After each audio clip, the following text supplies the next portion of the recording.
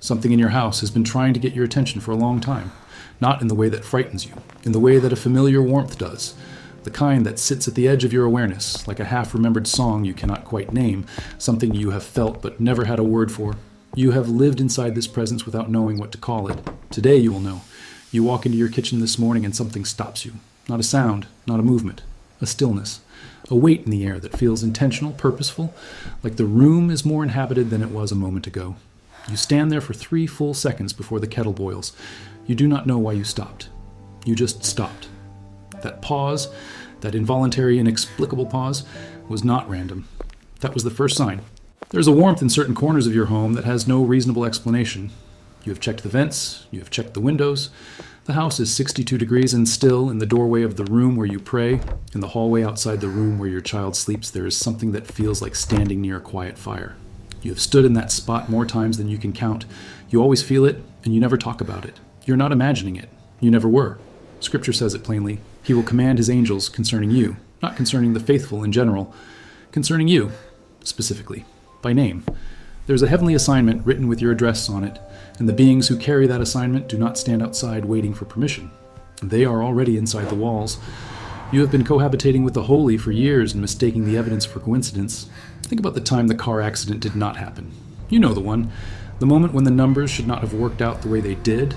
The car that changed lanes a half second too late. The light that turned just as you reached the intersection. The child who stopped running into the road at a distance that made no logical sense given how fast she was moving. You thanked God. You should have also understood that something in the unseen was operating your perimeter. The protection was not abstract. It was administered. Think about the morning you woke up with an unexplainable sense that something was wrong, and you called the person and they needed you. Think about the thought that interrupted you at the exact moment it needed to. Think about the peace that settled over you in the waiting room, in the courtroom, in the hospital hallway, in a moment when peace had no business being present. That peace has a source. It was delivered. It arrived through an intermediary you could not see, and it settled into your chest like a hand placed gently on a shoulder, and you breathed out, and you did not understand why. You do now. The light in your home behaves differently than you have noticed. Not every light. The one in the room where you were the most broken. The one that flickered the night you cried until you could not cry anymore, and then, without touching any switch, held steady. You told yourself it was the wiring. You told yourself it was old bulbs. You do not actually believe that. You were in that room, and something shifted the quality of the dark, and you felt it in your sternum, and you sat up, and you breathed differently, and the room felt like it was listening. It was. Scripture records that the angels of the Lord encamp around those who fear him. Encamp, not a passing presence, not a momentary intercession, a stationed, deliberate, permanent positioning. The angel does not visit your house. The angel is assigned to your house. There's a difference between a visitor and a resident, and what has been placed in your home is not visiting. It has been there since the assignment was written, which was before the address existed, which was before you moved in, which means when you carried the boxes through the front door, you were not the first one there. Your children sense it before you do. Every parent has watched this happen and explained it away. The infant who laughs at the ceiling, the 3-year-old who says there is someone in the room and then falls asleep in a peace so complete it looks like relief. The child who describes a person in the hallway with specific details, a warmth, a color, a feeling of being watched over, in language no 3-year-old should have access to. You told them it was a dream. They did not believe you. They were right not to. The enemy does not like your home. This is also a sign, though a harder one to sit with. When opposition enters your house, when arguments begin without origin, when a heaviness descends for no discernible reason, when something in the atmosphere changes and the room feels pressed and tight, this is not evidence that God has left. This is evidence that there is something present worth attacking. Darkness does not mobilize against empty houses. It targets occupied territory. The resistance you feel inside your own 4 walls is itself a confirmation that those walls are inhabited by something it wants to displace. It cannot, but it tries, and the trying is information. Notice where in your home you have felt the most compelled to pray. Not where you scheduled prayer, where prayer pulled you. There is a spot, a chair, a corner, a place on the floor, a window you stand in front of without deciding to, where something in your body registers a different frequency. Your breath slows there. Your words come differently. What you are accessing in that location is not a product of your own discipline. You're brushing up against a presence that is already stationed, and your spirit is recognizing it the way a compass needle recognizes north. The spot is not sacred because you prayed there. You prayed there because the spot was already occupied. The dreams in your home are not all your dreams. Some of them are messages, the ones you remember with unusual clarity on a morning when you needed that specific information. The ones that did not feel like your mind processing the day, but felt like receiving, like something was on the other side of the experience pressing content through. The ones where you woke up with a surety about a decision you had been agonizing over for 3 months and never questioned it again. Jacob called it the gate of heaven, and he was lying on the ground with a stone for a pillow. Your house is not less than the open ground Jacob slept on. Your house is consecrated space. The gate is accessible from inside it. Here is what changes when you understand all of this. Not dramatically, not with sound and light. In the small ways that matter most, you will stop feeling alone in your kitchen at 6 in the morning. You will stop moving through your own home as though it is just a structure, just walls and insulation and a mortgage and a memory. You will begin to move through it the way you move through a room where someone you trust is already sitting, with the comfort of being expected, of being known, of being accompanied. The loneliness that found you in the middle of the night in your own house was a misunderstanding. You were never in that house alone. You were simply not yet aware of who else was in the room. You are aware now. Go stand in the corner where the warmth lives. You already know which corner it is. You have known for years. Stand there and be still, and let yourself receive the understanding that what you are feeling is not your imagination, was never your imagination, and that the God who said, "I will never leave you nor forsake you," meant it architecturally. He built the promise into the structure. He stationed the holy inside the walls. He assigned a watch over the door. Your house has never been empty. You are just learning how to see. There is something you have been dismissing for a long time. Not out of unbelief. Your belief is not the problem. Out of a habit of mind that was trained to explain everything, to reduce everything, to file every inexplicable thing under the category of coincidence, until the file is so thick it can no longer close. The file is about to fall open.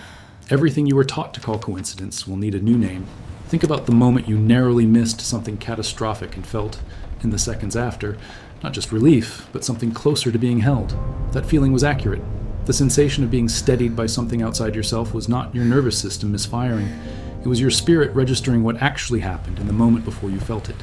An intervention so precise that no human agency could have coordinated it, a timing so perfect it defies every probability, an outcome so improbable that if you run the numbers honestly, you stop being able to call it luck. You are not lucky, you are guarded. These are different things, and they require different responses. You have left your house afraid and returned to it safe. You have left your house sick and returned to it healed. You have left your house broken and returned to it, slowly, across many months, with something whole beginning to reassemble inside you. The house was not the cause of the healing, but it was the location of the assignment. And the assignment did not clock out while you were gone. The watch continued in your absence. The post was not abandoned. You came home to a house that had been kept while you were away, and you did not know it. And now you know it, and now the house means something different. Notice the quiet that settles over your home at specific times. Not the absence of noise. Actual quiet is different from that. The quiet that arrives at 2 in the morning when you cannot sleep, the quiet that finds you in the still seconds before the chaos of the day begins, the quiet that drops into the room mid-prayer like a presence entering. That quiet has composition. It is not the same as silence. Silence is an absence. This is a fullness that presses gently on the ears, a weight in the air that feels inhabited, a hush that communicates something words would reduce. You have felt it. You have sat very still inside it. You were not imagining it. You were right to go still. The scripture does not say angels watch from a distance. It says they are ministering spirits sent to serve those who will inherit salvation. Sent. Active verb, continuous tense. Not sent once, long ago, in an ancient assignment that has since expired. Sent in the ongoing, present tense reality of your life, your Tuesday morning, your kitchen at 6 a.m., your hospital waiting room, your car on the freeway, your bedroom in the dark. The sending is present. The ministry is current. The service is happening now in your house, around your house, ahead of you on every road you have not yet traveled, and you have been walking through it every day without knowing to say thank you. Your house is a holy site, not because of what you have done in it, though what you have done in it matters, because of what has been assigned to it, because of who lives in it alongside you, because the God who made you made arrangements for you before you were born, and those arrangements include a stationed presence that does not sleep, does not tire, does not look away, does not reduce its vigilance because the night is long, or because you have been difficult, or because your faith has been uneven. The angels assigned to your house are not conditional servants. Their assignment does not flex with your behavior. It was written before your behavior existed. It stands. Begin to say out loud what you now know, not to perform it, not to announce it to anyone who is watching. Alone, in the corner where the warmth lives, in the room where the quiet arrives, in the hallway outside your child's door, in the kitchen at 6 in the morning when something stops you without a sound, say thank you. Not in the general way you thank God in prayer. Specifically, for the car that changed lanes, For the dream that carried the answer, for the warmth in the corner, for the quiet at 2 a.m, for the peace in the waiting room that had no business being there, for the watch that did not break, for the walls that have been inhabited since before you moved in. You have not been living alone. You have never been living alone. And now that you know it, the house will feel different. The rooms will hold differently. The dark will sit differently. The 6 a.m. will sit differently. You will move through your own home the way you were always meant to move through it, not as the sole inhabitant pressing against an indifferent structure, but as the known, named, guarded, accompanied person that you are, moving through a space that has been held for you, kept for you, watched over for you, since before you had the language to ask for any of it. The signs were always there. You were simply learning to read. Walk through every room of your house right now, not as a chore, not as a habit, but as an act of recognition. The living room where you have sat in silence that felt thicker than silence. The bedroom where something has stood at the threshold of your sleep and tilted your dreams toward instruction. The room you avoid because something heavy lingers there. That heaviness is a battle, and the battle means the presence of a guardian, and the guardian has not lost. Walk through as someone who finally knows what has been true the whole time, that you have not been living in a house. You have been living in a covered, stationed, guarded, ministered to, angel-occupied place that God decided was worth keeping before you ever decided to stay. The warmth in the corner is real. The pause in the kitchen is real. The quiet at 2 a.m. is real. The dream that arrived with an answer is real. The peace in the waiting room is real. The car that stopped in time is real. All of it is real. All of it has been trying to tell you the same thing in the same language. For as long as you have been old enough to notice it. You're not alone in your house. You never were.